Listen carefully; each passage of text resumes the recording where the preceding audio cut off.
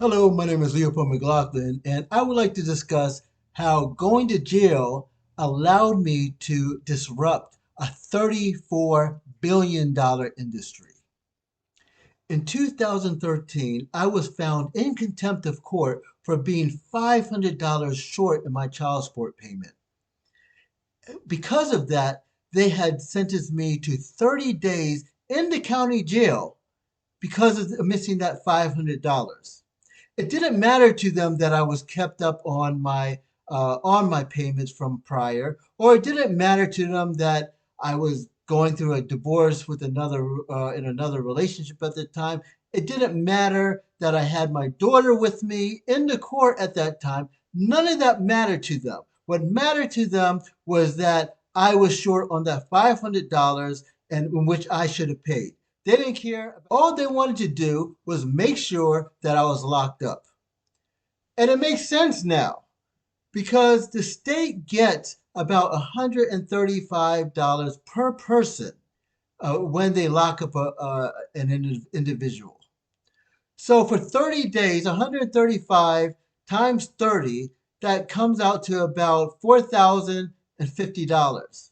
So they made $4,050 on me because I missed $500 in my child support payment. The state child support enforcement agencies are very ruthless, and they are especially ruthless to African American men. They don't take into account that a lot of times African American men want to be a part of their child's life. They want to be able to provide for them. However, a lot of times there's issues that is going on, such as issues with the mother, or even issues in obtaining employment. But they don't take into those. They don't look into those situations and say, "Well, is trying. This guy is trying to get a job. It's only this guy hasn't got a job and hasn't been able to pay." So it behooves the state or child support enforcement to lock up individuals because they make money out of it. The state makes a lot of money. It's a business. As I mentioned in another video, it is huge business. Now, mind you, that $500 that I was found in contempt for didn't just go away just because I was detained.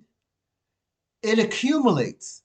It constantly just accumulates. Even though there is no way that one can pay that $500 while being locked up, it still lingers. It still just adds to your account. Now, here, I didn't pay a bill for $500, and I'm locked in a cell with a man who had committed armed robbery. But here I am in the same cell as someone who did a violent crime for not paying child support. It made no sense to me. I was angry at the system. I was angry at how things worked, and I was angry at the unfairness of the child support enforcement agencies. So at that particular time, an idea had hit me. It was just serendipitously. And that idea was insurance. And I know that sounds kind of weird. Why would I have an idea of insurance come through my mind when I'm locked in the cell? Because I realized at that time it was only $500 that had prevented me from being on the inside or being on the outside. And it was $500 that I did not have at the time. I was going through a divorce, so a lot of money was going to that. My mother was sick with dementia. I had, partial custody of my daughter from a different relationship. So I didn't have $500 just like that to be able to give or to put into my child support at that time. And they found me in contempt because I couldn't find that $500.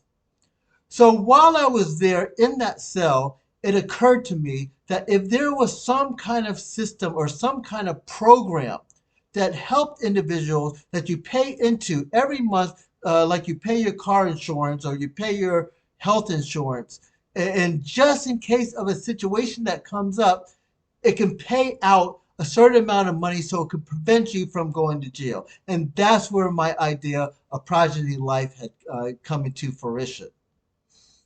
When I created Progeny Life, my intent wasn't just to help non-custodial fathers stay out of jail, but it was also to be able to disrupt the antiquated laws of child support enforcement. Non-custodial parents need to take back control and to do what's right for themselves and for their children. Thank you for watching.